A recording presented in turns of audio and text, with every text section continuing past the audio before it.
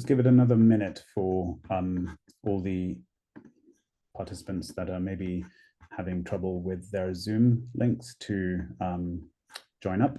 So thanks for those who have come on board early and on time.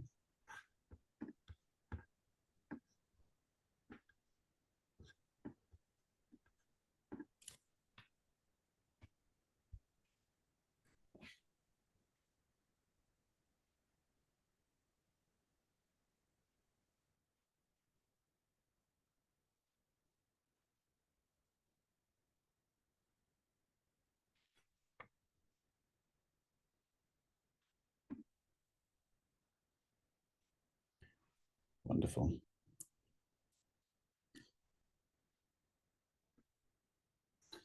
Good to see you, Abe. Hello, colleagues. Good afternoon. Good to see you, Michelle. Thanks. Thank you. We're just waiting for more participants to come in, giving some of those who are having maybe trouble with their Zoom links to join. So we'll give it a minute. Isis, if you wouldn't mind the slide deck with the holding slide, I'll just hand over to you on the hosting.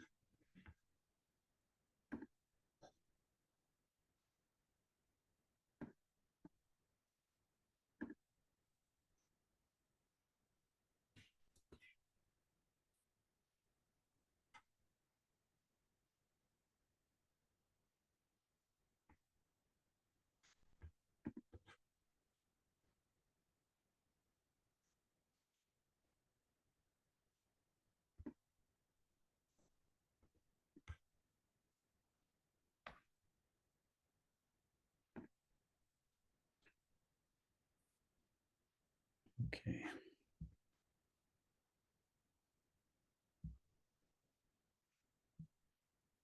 Are we seeing slides up there?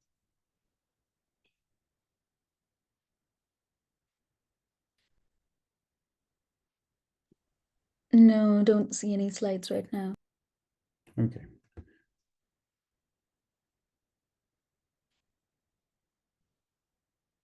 Super. Oh, there we go. We can see your screen now. He says, thank you. It just needs to be put in full mode. Thank you. Wonderful. Okay, so we're going to get started. Good afternoon, good morning, and good evening to everyone joining us from different parts of the world. Welcome to our webinar, Digital Frontlines, Tackling Water Risks with Smart Tools and AI in Fragile Settings. I'm Mitchell McTuff, a researcher and project lead with the International Water Management Institute, IWMI, part of the CGIAR, a global research for development center working toward a food, land, and water secure future.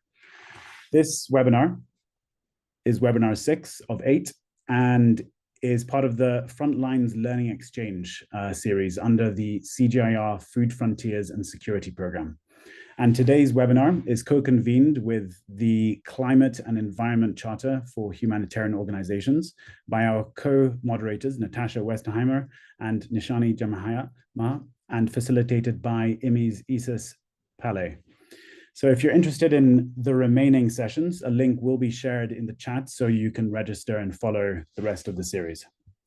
So just before we begin, a few housekeeping matters. Please keep your microphones on mute unless speaking. We really encourage your questions, of course, and reflections. So as we move along through the course of the webinar, please drop them in the chat at any point, and our facilitator, Isis, will pick these up later in the session. So now a brief framing. Next slide, please. As we all know, the world is facing mounting water crises across many regions. As we've seen extreme droughts in the Somali region, from flooding in the Somali region of Ethiopia to Pakistan, and we're seeing extensive water security issues in the Middle East. So we see groundwater depletion, flooding, contamination, and fragile regions that are most hit and most badly affected. Yet these are also data scarce, infrastructure poor, and operationally fragile environments where traditional water management approaches often fail when crises strike. So today's discussion is about bringing together a number of experts and practitioners who are literally on the digital front lines, from those developing AI-driven flood forecasting tools to innovators using drones, digital twins, and smart sensing to strengthen early warning and response systems. So our goal here is to give you the opportunity to explore how these technologies can potentially redefine the speed, precision, and inclusiveness of water risk response, and most importantly, how we ensure that those innovations remain human-centered and locally led. So next slide, please. We're joined today by a lineup of speakers bringing both researchers and operational perspectives from the World Food Programme, Abe Watergaras, UNICEF's African Drone and Data Academy. We have Dr. Michael Schreibenbref, and then also we have from WashNote, Mr. Nicholas Dickinson, and Matthew Conway from Hala Systems, and who's also a senior IOM consultant. Before we turn to our first speaker, spotlight speaker that is, I'm going to hand over to our co-moderator, Natasha Weistenheimer, at the Charter to properly introduce herself and give you guys an intro to the climate data platform that they host. So over to you, Natasha, to introduce that. Thanks, Mitchell, and thank you so much to the IWMI team. We're so glad to be a part of this webinar series. My name is Natasha Westheimer. I'm the co-coordinator of the Secretariat for the Climate and Environment Charter. I'm here with my colleague Nishani Jaimaha, who will be helping moderate the session as well. And I'll start by sharing my screen to give you a little bit of an overview. For those who may not be aware of the Climate and Environment Charter, it was developed for the humanitarian sector by the humanitarian sector to galvanize action on climate and environmental issues facing our space. And to date, it has been signed by almost 500 organizations, ranging from local, national, regional, and international NGOs, National Red Cross and Red Crescent societies, UN agencies, think tanks, and academia. And the Charter consists of 7 commitments that act as a framework for humanitarian organizations to be more climate smart and environmentally sustainable in our programs and operations. You can see those on the screen. They're all touching on the themes of this webinar, but Commitment 4 in particular really speaks to the priorities of this event. It reminds us to deepen our understanding and consideration of climate and environmental risks in humanitarian programs and operations, which are often in fragile and conflict-affected areas. And AI and digital tools can help make that possible, especially where data might be scarce or there's this intersection of water stress and conflict and displacement. The Secretariat of the Charter was established to essentially be a support hub for the humanitarian sector to implement the Charter commitments, which is a lot about capacity building. And there is a lot of capacity already in the sector. There's a lot of tools and resources in the sector, both within signatories and with our partners. So as part of our work, we're connecting signatories to this expertise, whether that's through one-on-one support or through webinars like this. And since we launched the Secretariat last May, we've been working to better understand how we can help the sector bridge the gap between the technical expertise out there and access to it. So as part of this, we've been identifying and mapping the tools and resources and expertise that already exists.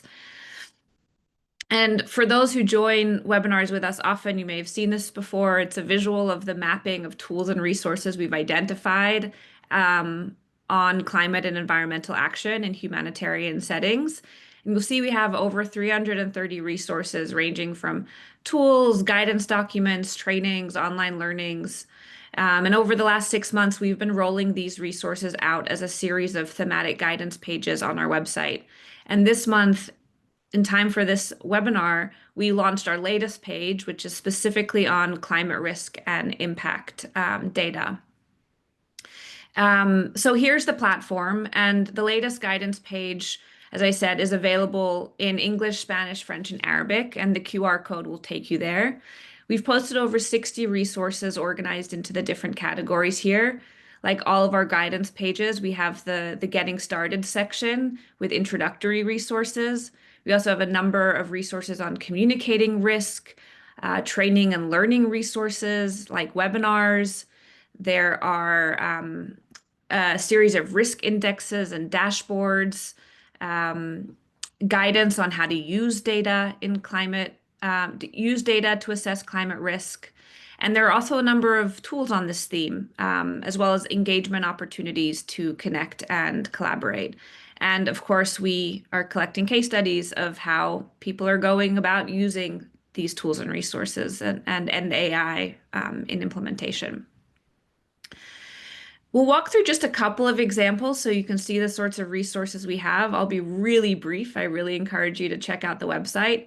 Firstly, as I said, introductory resources on why climate risk and impact data matter for humanitarian work, such as the IFRC's Guide to Climate Smart Programs. While it's designed for national societies, it's a great intro to what it means to just use climate information across timescales in designing or adjusting programs and operations. Or we have the World Bank's Climate Change Knowledge Portal, which provides global data on historical and future climate vulnerabilities and impacts, which also includes the watershed level data. There are various online learning opportunities. This is a 2-for-1. Floods is a free, user-friendly web tool that lets you simulate flood scenarios in your area. And this is a course on how to use the tool. There are various global and regional data sets and data platforms that visualize and track climate risks and impacts. This one from the German Foreign Office maps current global risks by integrating climate and conflict hazards with local vulnerabilities. Then we have practical instruments and tools to help us apply climate risk and impact data. This is the Google Flood Hub, which provides users with locally relevant flood data and forecasts up to 7 days in advance so they can take timely action. And it's based on Google AI's models and global data sources.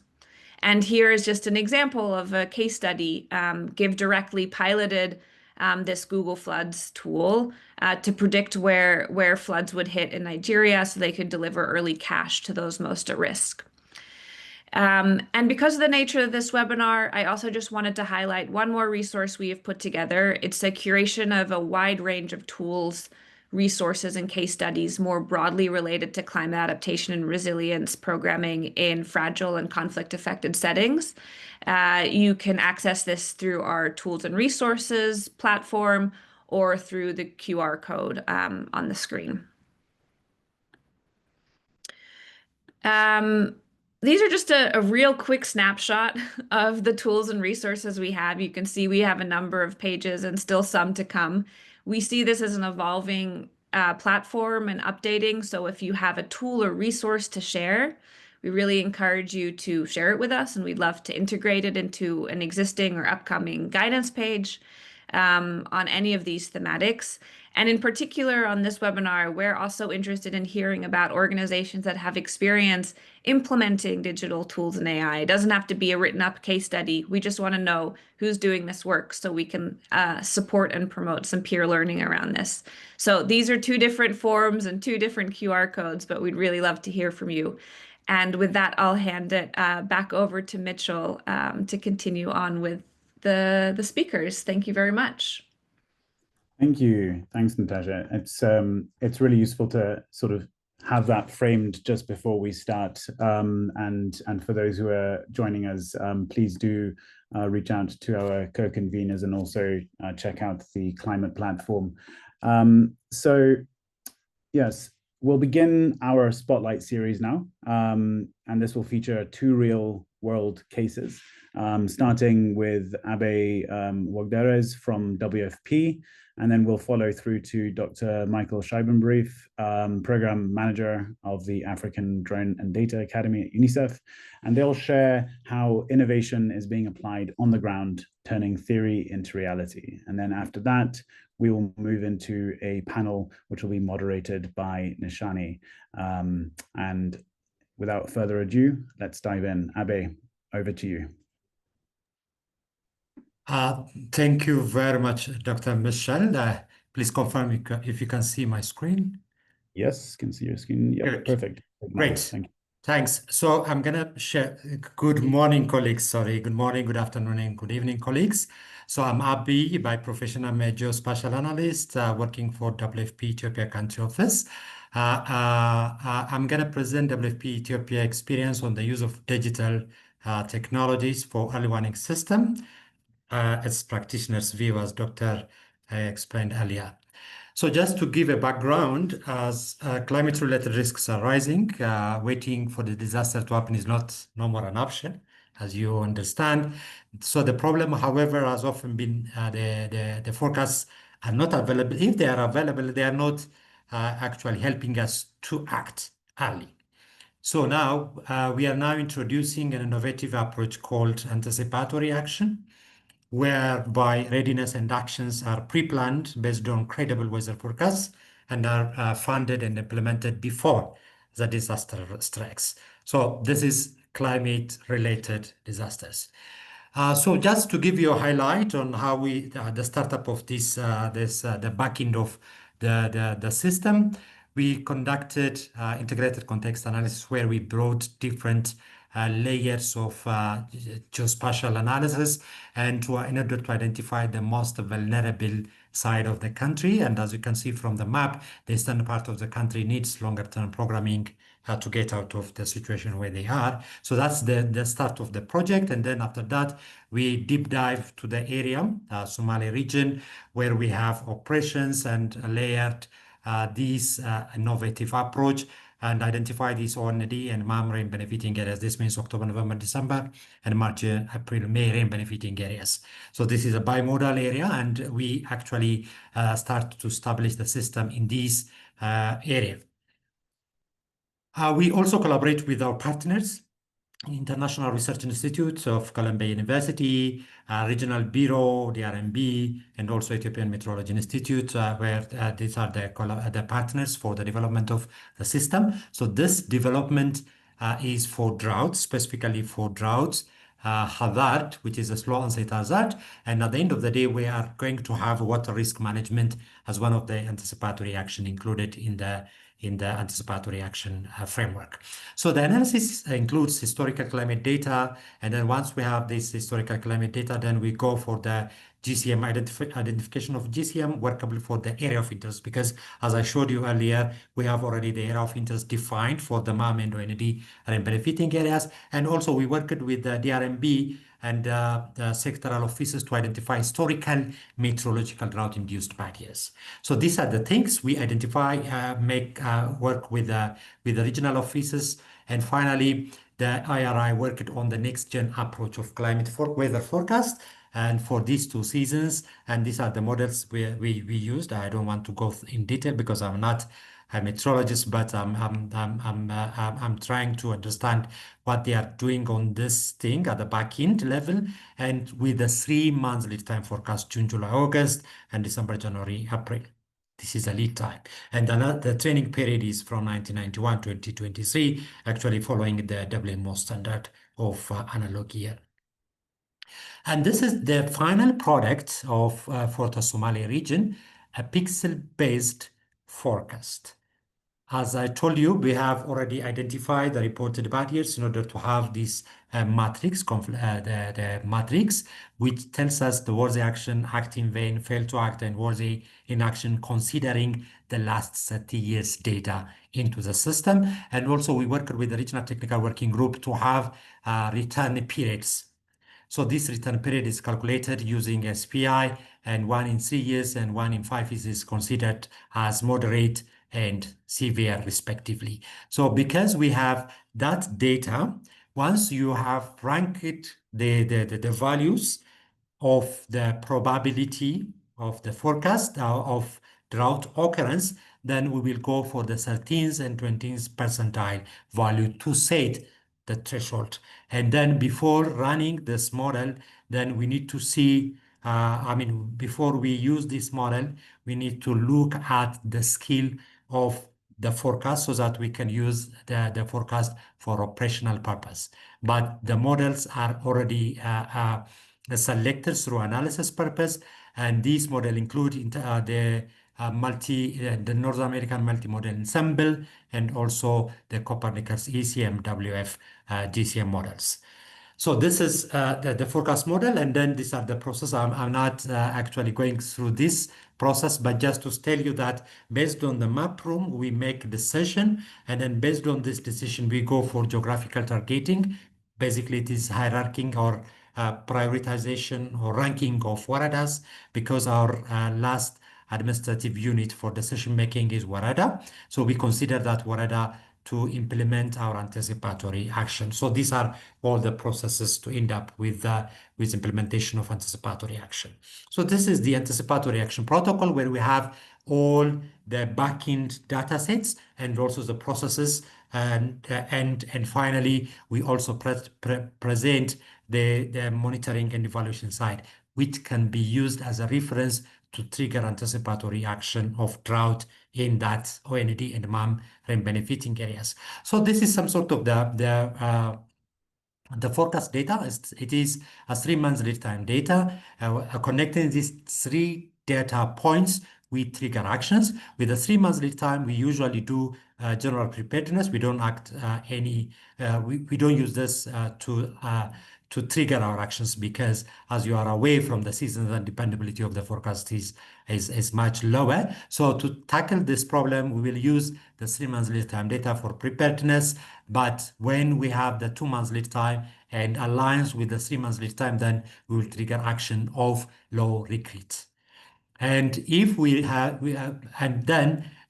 1 month lead time, then we will implement a high regret actions, so that we'll finalize all anticipatory actions before the start of the season, so that we can optimize the use of available rain during the season to minimize the impact. So that's the overall concept of implementing this anticipatory action. Just to show you one of the inline survey results of our intervention in 2022. From our theory of change, there are 2 ultimate outcomes. Number 1 is household livestock productivity stabilized or increased, and number 2 is household food consumption and nutrition maintained or improved. So the ultimate goal of our intervention in our area of interest is to protect people not to fall to the emergency case load. That means severely food insecure. So as you can see from this, from the graph down there, the household food consumption side, during the quasi-experiment, we conducted quasi-experimental. So treatment was 1, control was 2, but at the end of the inline survey, we found the severely food insecure at 5% for treatment, while the control rose from 2 to 55. Imagine the galloping number of food severely food insecure. So this is one of our testimony to proceed activating our anticipatory action using the map rooms. And another one is on the livestock productivity side. Yes, when we start treatment group, it was 78.5 TLU, tropical livestock unit. And then for the control, it was 75.2, comparable. But when they reach at the end, then the control group dropped to 44.7, while our treatment group reached around 65.2. So we maintained somehow this difference of 17.16 because of our intervention in that specific area. So the same thing we did geospatial analysis to identify post and to pre-change analysis of NDVI value, and this also shows vegetation highly increased in area where we intervene. And this picture is taken on this specific GPS location where it stood to show us the impact our intervention brought to his farm land. And this is also sample pictures for intervention in fragile settings, specifically for tackling water risks. So we also have this borehole development, and also a water tanker development, and also actually having this half moon development in order to reserve, in order to maintain rangeland management and in our intervention sites. And another important part of this fragile setting intervention is early warning system development. So for that one, we have we use two-pronged implementation at federal and also regional level. The outcome of this is to have real-time and digitalized early warning platform. So this is one of the things which we actually envisage to see at the end of the day. So for this, we have digitalization of data collection is the main objective, and we did two rationally actually for this one. Paper-based analog data capturing mechanism has many limitations, as you know. So to meet the main purpose of informing decision for early action, it doesn't help. That's why we need to provide this option of providing open data source like Open Data Kit, and also Rapid Pro for SMS-based data collection, and also web-based data collection implemented in our project areas in order to digitalize our early warning system. Another interesting part where we can also have a contribution in early warning system is the use of our LEAP tool, which is a software platform that calculates weather-based index and designed specifically for Ethiopia context. So this software actually translates agrometeorological data into crop or rangeland production estimates. That's at weather level if you want, or pixel level. It will give you, it intersects with your area of interest and calculates the value of agrometeorological data for your specific area. And also we have one-time integrated data sets like crop coefficient, soil data, planting decades, and everything that actually helps to translate agrometeorological data into crop and our rangeland production estimates. And we have these two seasonal coverage, Mahar and Belk. We are now working to enhance the software to better resolution. Currently, it is at 0.1 degree resolution, and we are working to update it to 5 kilometer resolution in 2026. So the next actions way forward is improvement of the accuracy of the forecasting tool, because now we have in the area of artificial intelligence, machine learning, deep learning. So we want to apply this one, running many models as much as possible and improve the forecasting skill. That's one. And having ample lead time. Now, currently we are using 3 months, but we need to have ample lead time for that one. The other one is build on early warning roadmap. Ethiopia has early warning multi-hazard, multi-sectoral roadmap. And we need to, building on that one, we need to attach trigger values for early warning indicators to support early action. We are working with EDRMC on that side, and also scale up of tailored anticipatory action system and looking for more harmonized approach. And I'm happy to see the presentation earlier that the Google Google supported projects in scaling up and developing tailored models, flood forecasting models. And I think this is also one of the area which we are now actually looking to implement. And finally, AI-powered forecasting enhance accuracy and lead time for action. So this all from my end, and back to you, Dr. Michel. Thanks. Thank you very much, Abe, for what was a very interesting approach that WFP is taking to enhance its existing platforms. And I strongly remind everyone here who's participating to reach out afterwards, and we can connect you with speakers like Abe as well. So thank you so much, Abe. We're now going to hear from Michael Schreibenrief on the work they are doing at ADA and UNICEF. Over to you, Michael. Thanks, Mitch. Yes, Michael is my name. Hi, everyone. Just want to confirm that you can hear me. Yes, we can. Super. And about to start my presentation. So I'm working with UNICEF as an innovation manager and was initially posted in Malawi some 7 years ago, which was one of our main sites to start working with drones in order to improve our data-driven programming, and which led to the establishment of the African Drone and Data Academy. Here you can basically see what I will be talking about. It will be about, let me see if I can have a laser pointer here. Yes. So we'll be talking about data, georeference data, drones, and machine learning. I also understand that a lot of you on this call actually know more about data-driven programming than I might potentially, seeing the presentation just now and also the mentioning of the program with Google earlier. So I'll basically try to be as brief as possible and also skip a couple of points. Why drones and UNICEF? Because we saw the potential to deliver medicine to hard-to-reach areas. We also saw the potential to transport data on the way. And then, of course, we have the whole aspect of the orthomosaics being basically high-resolution maps stitched together, which look a bit like satellite images. But then again, I think all of you know what's meant there.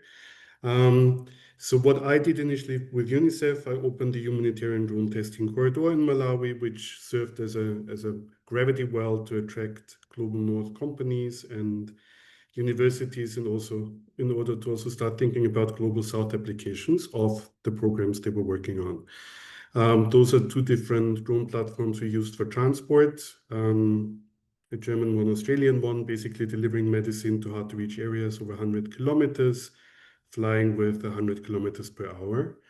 More interesting, I think, for this conversation is on how we started using orthomosaics and AI in order to identify points of interest.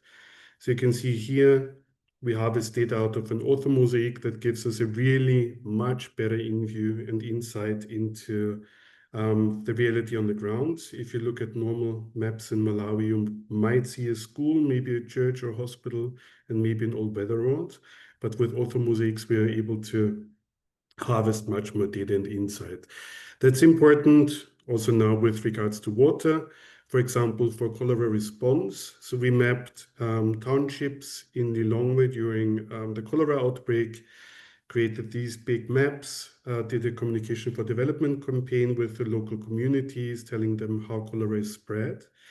And then we identified points of interest such as houses, separate buildings which are pit latrines, markets, open water sources, which enabled us to create a cholera heat map. Because if you have a residential neighborhood that lacks pit latrines, is still close to unprotected water sources and markets, it basically is a very high likelihood of cholera being spread there. So it helps us and the government to rethink investment into infrastructure. Another one related to water is using drones after cyclone hits Malawi. So you can see here with Esri, one of the tools we're using, also ArcGIS. But you can see the before and after images of floods on the right hand. You can see how we used AI again to do 3D modeling to prepare better for floods. Then we also, NDVI was mentioned earlier, also using NDVI in a project with Liverpool School of Tropical Medicine and the Wellcome Trust to see if certain vegetation is linked to the Anopheles mosquito, which is transmitting malaria, and also using drone images to identify small water bodies during dry season in order to improve the malaria vector control program in Malawi. Another one related to water is obviously precision agriculture. So we worked also with WFP here on changing the planting habit of small-scale farmers to move from maybe maize, which is a monoculture, into other beans, and then use drones and satellite images to see if farmers actually adopted that. So it's a matter of monitoring and evaluation. That's a project with Kyoto University looking at soil management. So what we've seen is that for almost every project we did, we had to bring in global north companies and universities, and they always brought their own data people and pilots. And it's frustrating enough if you stand there and you see a white person piloting with, I don't know, 300 kids, Malawians, watching that person, and at the end of a flight, basically turning around and saying, I will never become a pilot, and go home again. So I thought we really have to change that, and we also have to build local capacity, because otherwise we won't be able to achieve systemic change. So what I created subsequently, together with UNICEF and a variety of different donors, was the African Drone and Data Academy, which is all about that innovation is not just technology, it's about the ability to use technology in a specific local setting. So we now train youth in how to build drones, pilot them, maintain them, how to use them for transport, image acquisition, and how to use AI techniques in order to harvest data that's relevant for UNICEF programs. We were accredited as the gold standard in drone training by the Global Association of Air Traffic Management Services. CANSO, we have either 3-month training, which is really in depth. Students are building 3 different drones themselves and are piloting them. Then we have a hybrid program that's compact, only 2 weeks, a couple of MOOCs available. Important for us is we really try to provide full scholarships for the students, which means we really have to work with donors and governments to allow us to provide that. Over 60% of our graduates are female, and they normally find really quick employment in the sector after 3 months. And coming back to waterborne diseases and management, here you can see one of the projects the graduates did in Ntaleka refugee camp in Malawi, to map the data for watershed management and flood prediction, like the positive and the negative.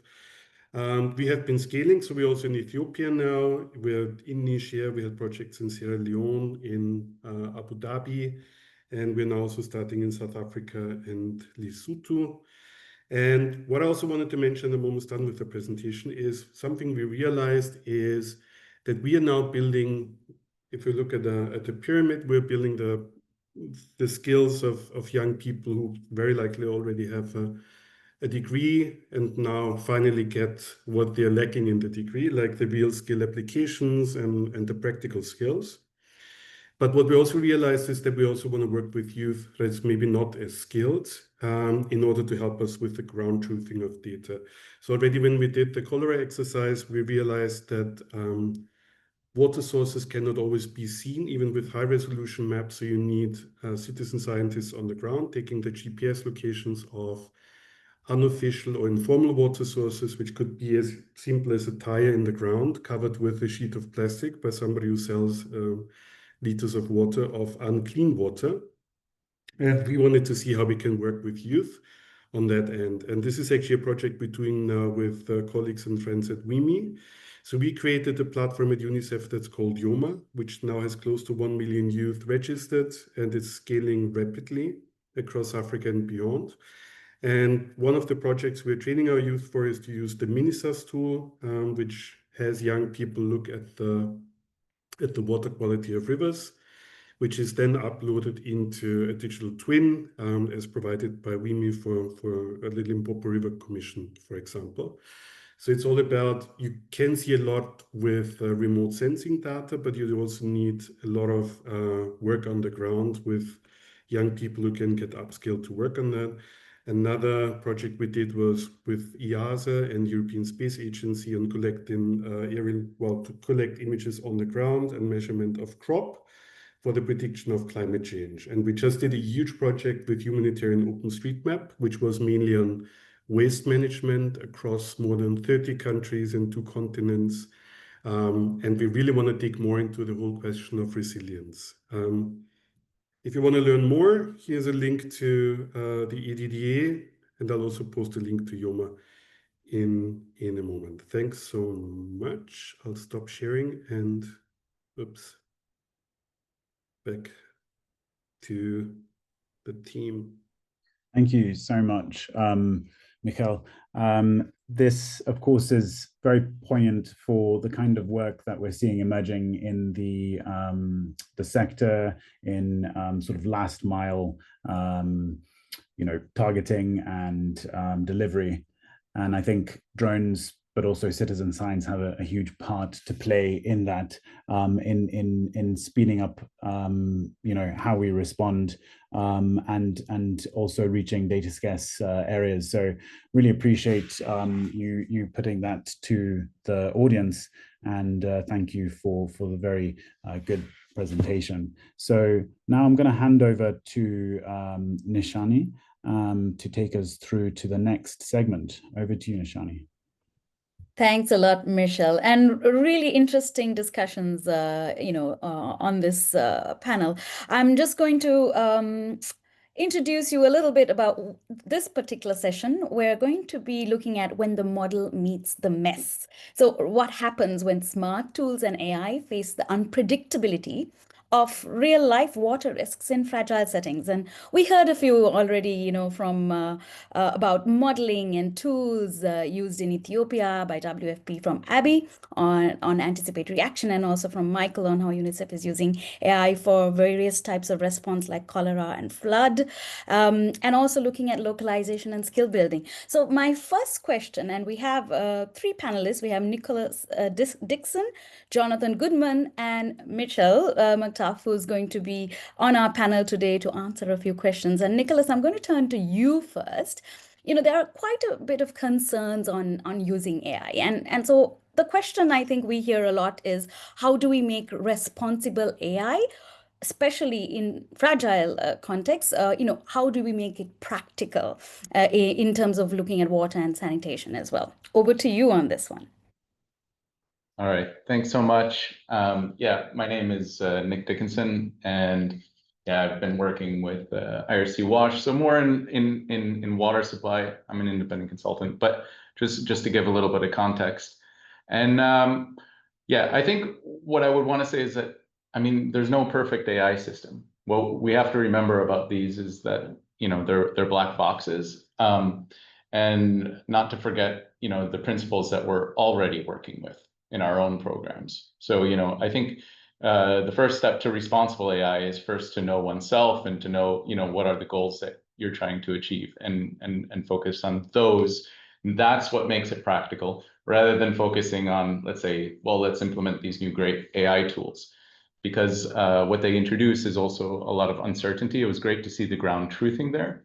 And also, often there's a lot of capacity needed to build these tools, right? So either you're building them in-house, or you're going to build perhaps or use a generic tool, and then you still need capacity to understand what kind of biases might be hidden in that tool. There are all kinds of ways that tools can also drift over time. So if that capacity is lost over time, then possibly your model is irrelevant after a certain amount of time. So if you've spent a lot of time working it into your operations and thinking about decision making and engaging with people, to really ground it in reality. So I would point people back. This is really old, but the principles for digital development, like in the era when we were applying all new mobile tech, on the ground, at that time, we had to kind of point people back to human-centered design. And then there were the principles, for digital development, things like know your context, build for sustainability, but also like people first data practices. So think about privacy, et cetera. So right now in the solutions we saw, that's one last thing I would just add, is in the solutions we saw, which were impressive and great, we didn't see a lot of discussion around privacy and data security. And I would just like put that first, because we also need to know that the solutions that we're bringing and the AI isn't an opportunity cost and then afterwards going to cause harm, right? If that data is actually misused. So I think we need to focus also on data security, data privacy, and engaging with people, both authorities locally, civil society, community members, right? To think in a broader way about the whole system and, how this feeds into decision making.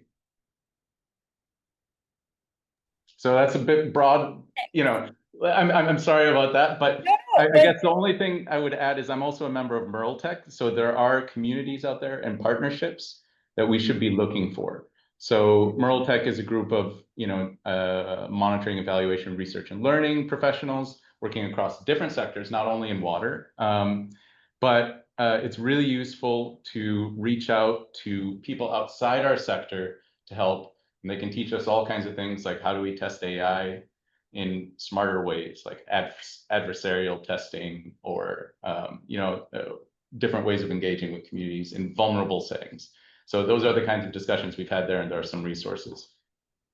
Thanks a lot, Nicholas. That was super useful. And I think a few things I take out from here is that do no harm principle, to really keep that front and center, to look at communities and know your context. And I think on that know your context, of course, engaging local communities and making sure that, the needs match, right, the tools we're using. And I think one of the questions that I have for Jonathan is on that know your context piece also. Jonathan, IOM and the HALA system works at the edge of crisis response, right? And what makes this sort of digital warning systems succeed or fail in fragile environments? So this context that, also Nicholas alluded to. Jonathan, would be great to hear from you on this. Over to you. Hi, thank you very much. So my name is Matthew Conway. I'm filling in for Jonathan. I'm Jonathan's supervisor at both IOM and HALA. Jonathan is based in Mozambique and was unfortunately on a mission today. And he leads a lot of the disaster risk reduction and anticipatory action work, but I oversee the revenue and strategy team at HALA Systems, and I also work with IOM in Ukraine, Lebanon, and the Democratic Republic of Congo as a senior program consultant there, supporting with technological integration. HALA Systems is a social enterprise that aims to integrate emerging technology into humanitarian response. And what we found at HALA over the last 10 years, and with IOM over my last 7 years of working with them, and briefly with WFP out of the Panama regional office, is that success or failure of these systems in fragile environments really comes down to the sophistication of the technology itself, though of course that is an important prerequisite and a big caveat, of course. But it depends on how well that technology is embedded in real world response systems, workflows, and decision processes. On the point, a lot of my remarks right now will build on many of the really important points that have been made so far. And this has been an amazing panel. Thank you for inviting me. I have a lot of questions for some of the co-panelists here. Not all early warning systems are equal, and IOM's data protection policy really emphasizes that you should use as little data as possible in order to get the solution that you need. So when we talk about data protection and privacy, ideally, a lot of these systems will not use any personal data in any case, so it will minimize the risk as much as possible. But that is always a question that limits. Well, always a question that you need to ask yourselves as you're developing these out and how you're integrating and who you're giving access to these systems. And for a real world example, HALA Systems started 10 years ago with its early warning system in Northwest Syria for airstrikes. And this was primarily based on radio communications traffic intercepted from Russian and Syrian air forces, and with additional ambient stimuli that we're able to use to predict the likelihood of an airstrike. And this didn't incorporate any civilian information. And that said, we're developing anticipatory action based on more geospatial imaging, but also on social media information, telecoms information. And how we engage with this data is way more complex. Who we give access to this data is very complex, and how that may influence a conflict or a fragile setting. And those are questions that we don't have answers to, and where intention around the need to deploy this system in fragile settings and support communities that need this information, but also doing so responsibly. And at what point are we able to do so and are able to pilot it and integrate it? We don't have answers to that now, but I want to just flag that that's a big philosophical question that also influences our day-to-day work. But overall, where warning systems fail is if the chain from alert to action is broken. So information flows upward, but decisions or resources do not necessarily flow back down. And in some cases, we found that tools are developed in parallel to existing mechanisms rather than embedded within them, creating duplication or confusion in moments of crisis. And the point around capacity to develop the system, there's also a lot of capacity to manage and use the system, and it needs to be lightweight, redundant, and adaptive to uncertainty, particularly in very fragile contexts. And again, depending if it's a conflict context or a post-natural disaster conflict context, information management may be challenging from a infrastructure standpoint, from a connectivity standpoint, and from a cost standpoint. So the principle overall here is simple in that a digital warning system has to do a lot more than inform. It must trigger support and sustain action within constraints of real systems that exist in fragile environments. So it's not enough to know, you have to enable action. Thanks, Matthew, and apologies for getting your name wrong. But I think that really links very directly with Mitchell and Mitchell, the question I have for you on decision making. You know, what Matthew said was the chain from alert to action is broken, and that means decision making is really crucial there, right? And the ways of making decisions. So I think the question is, from your experience working across research and operational environments, what helps translate digital innovation into decision making that matters on the ground, and particularly in data scarce or high risk areas? Over to you. Yeah. Yes. This is a question that I think really leads on a nice segue across from Nicholas and Matt there, in that I'd like to look at maybe something that's up in one word, although I don't think you can, and that's that we've seen the framing as localization, locally led adaptation. A lot of these environments are data scarce, so it's information going back and forth in terms of how we translate digital innovation, because we need data to be able to sort of make digital innovation work a lot of the time. And in many of these areas, we're dealing with very data scarce environments. And it also, is important to recognize that, and I'll come on to this point later, that in humanitarian sectors, there's often this approach to acting first, improving later. That's sort of the drumbeat of the work that tends to happen, albeit at the best when those actors first act.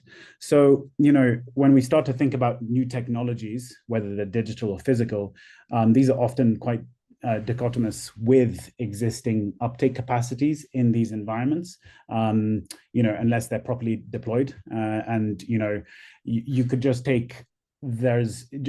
remove ourselves from that setting and go to say somewhere in the UK or in the West, where we are using various tools for a whole range of things. You could even go online and look at AI for that, and you're overwhelmed. 49,000 tools that are available to you now. It's about teething out what's relatable, what can be translated.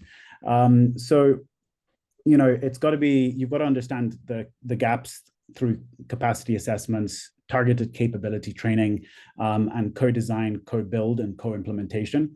We did some work at IWMI and continue to do some work in the Somali region in partnership with WFP. We're in an area called Dola Ado in the Somali region. In 2023, there was flooding in that specific district. About 50,000 people were displaced alone by the floods. And what we've done is, as researchers, we're coming in sort of after this. This is now 2025. We were there looking at how we can develop a digital twin to model risks in what is sort of considered to be one of the most fragile environments in the country. So this is for those who don't know, it's a digital replica or a virtual replica of the biophysical world. At this stage, we've taken largely satellite drone imagery and in partnership with Drone Deploy and also with ADA,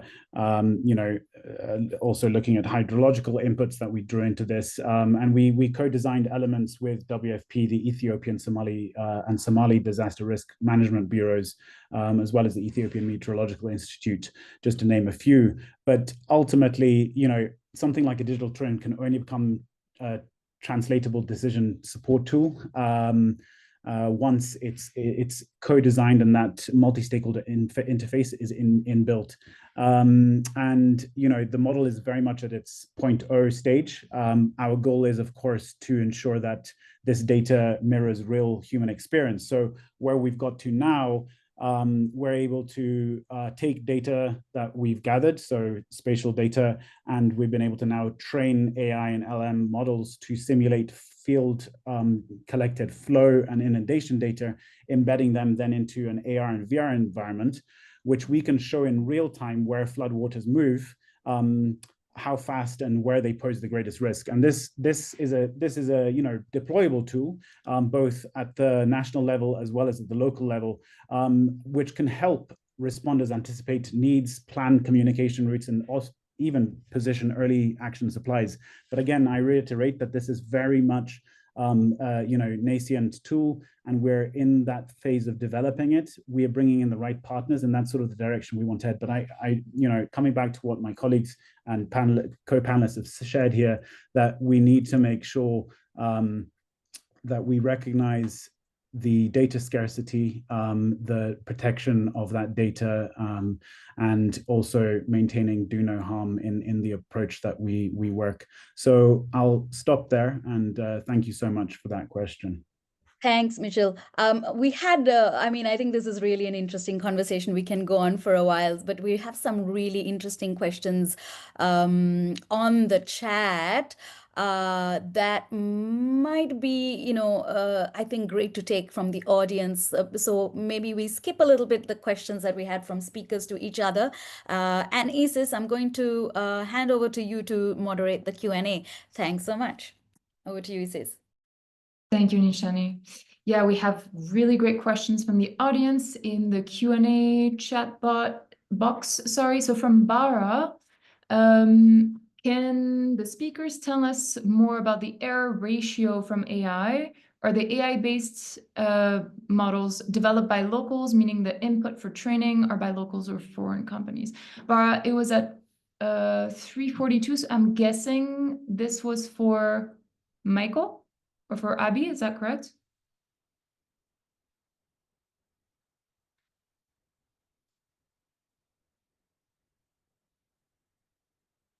Yes. Okay, let's start with Michael. Can you, so what's the error ratio from AI or from the models? And are the models developed, I guess, co-created with locals? Or by a foreign by a Global North international organization, I'm guessing. Michael? Yeah, I'm just wondering if I'm actually able to answer that question, because it's all project specific. So it really depends on what project we're working on. And so when we did the cholera project, for example, it was done by Globi, which is in fact a Swedish company, but that's 5 years ago or 6 years ago. And to me, it feels that there's a much stronger capacity now within the affected countries to also take over, and that there is a need actually to work on models that also comply with open source and open data standards, which also comes back to the question of ethics and privacy that was mentioned earlier. So I can't respond to a specific project now. Maybe the most important we're currently running is with IWMI and the Digital Twin project. And I think colleagues at IWMI would be much better suited than me as a UNICEF person. Thanks, and over. Abby, do you think we can say that the models are maybe in general built by or funded by international organizations, but that they're trained in with ground truth data that is also collected with the help of local communities? Yeah, thanks. So from my end, yes, that's as I presented earlier. So the most important thing which we did is we worked with the Regional Technical Working Group, where we have the community representation. So during that time, we tried to identify barriers, reported barriers.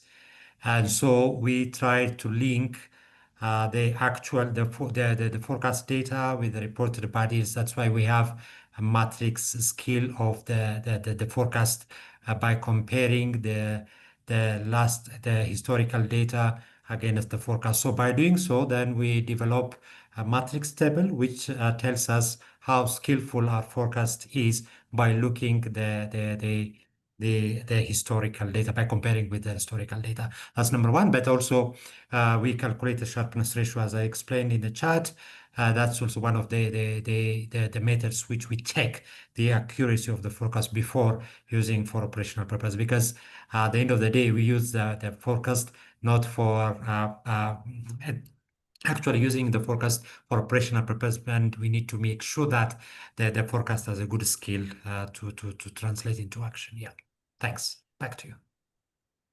Thank you. And question again from Bara. In your experience when using AI-powered tools, drones, and data, are there any legal contexts that governments consider when nonprofits or non-locals use these tools? Do you require any specific permits to use those tools? I'm guessing the question is in terms of data safeguarding as well. Are there legal frameworks that you have to respect when you collect data and when you build specific tools? Are there legal or ethical frameworks that you have to respect?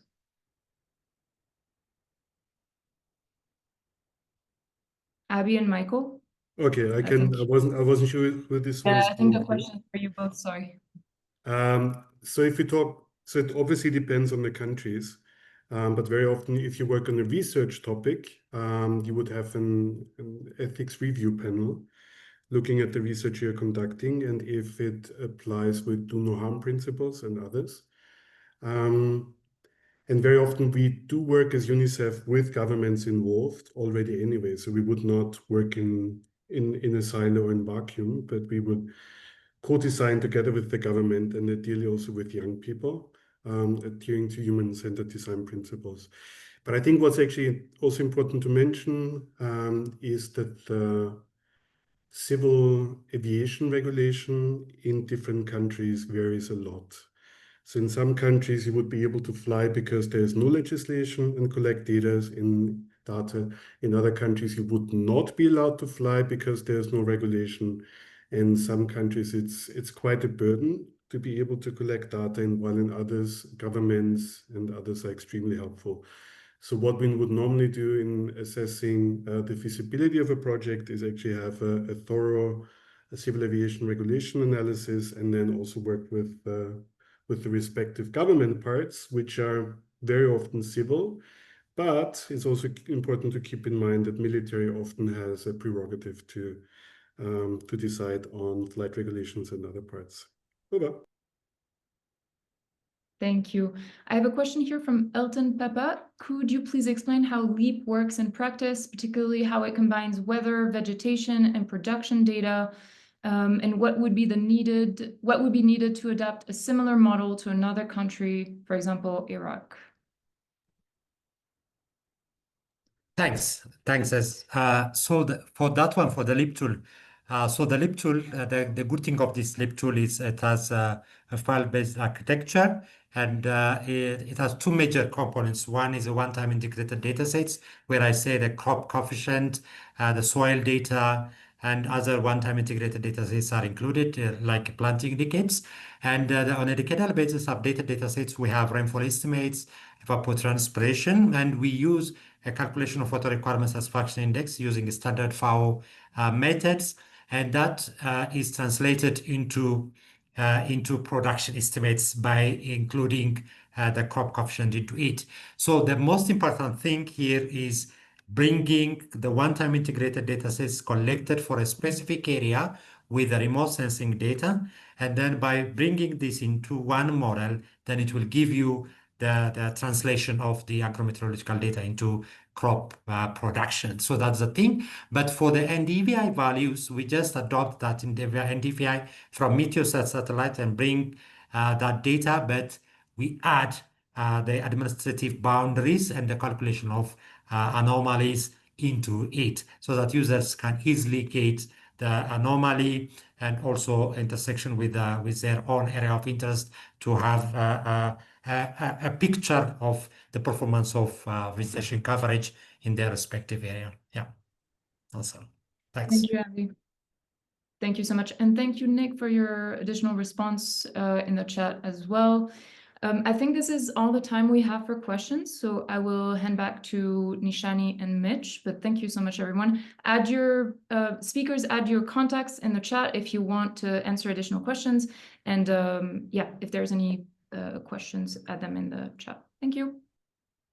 Super. Thank you so much, Isis, for picking up those questions, and thank you, participants, for sharing your questions and probing our great panelists and speakers here today. So I'm just gonna give my thanks to our speakers as we close up, and of course I'd like to thank Abe from WFP, Mikkel from UNICEF's African Drone and Data Academy, and Nicholas Dickinson, thank you so much. Coming from Washington Multech as a also independent consultant, I think we've seen a lot of good inputs from a diversity there. And Matthew Conway, really good to have you on board here, joining us from HALA Systems and IOM. It's such a rich perspective, also practical insights. I think for those who've been attending, the questions point to that. My sincere appreciation, of course, to our co-moderators, Natasha and Nishani from the Climate and Environment Charter for Humanitarian Organizations.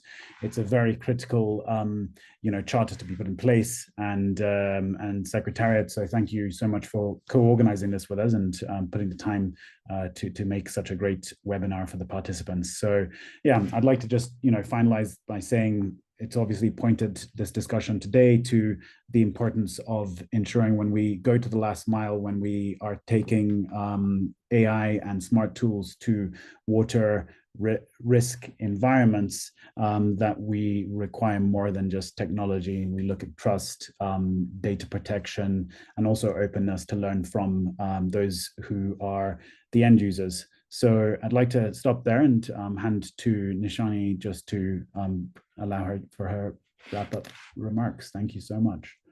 Thanks so much, Michelle, and thanks so much to everyone on the panel. It's really interesting. I think I could learn so much from this particular webinar.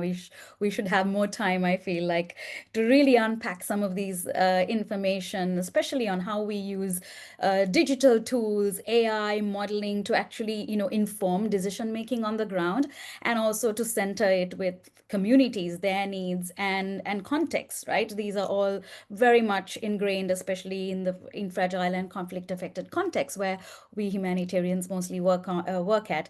And I think this is also kind of looping into looking at how are we really looking at lessons learned, sharing best practice. And this is something also as IWMI and the Charter Secretariat, we're trying to do better so that we're bringing these expertise already on the ground, already things that are taking place. So we hope that you can also be part of this lessons learned sharing that we as also the Charter Secretariat is pulling together. We are pulling some of these insights so we can share with our partners, donors, through webinars, newsletters, signatories, and I will drop a link there. And I think one of the key takeaways and maybe the last kind of my thoughts on this is that there's a lot of we're at a very interesting space and time where we have all these tools at our hand, but how do we use it, and how kind of do we take this forward to benefit communities on the ground, to save lives, and to ensure that we're building their resilience in the long run is, I think, where we need to really focus on and look at next steps. So with that, really, again, a great thanks to all the speakers, and big thank you to IWMI for also having us co-host this webinar, and look forward to continuing with the Flex series. And I think we'll share some of the links on the chat for the Flex series as well. Thank you so much. Thank you, everybody, for joining. Yeah. Good afternoon, good evening, wherever. Yes, good night, and have a good rest of your day, wherever you are in the world. Yeah. Keep Thank you. Thank you. Bye. Bye, everyone.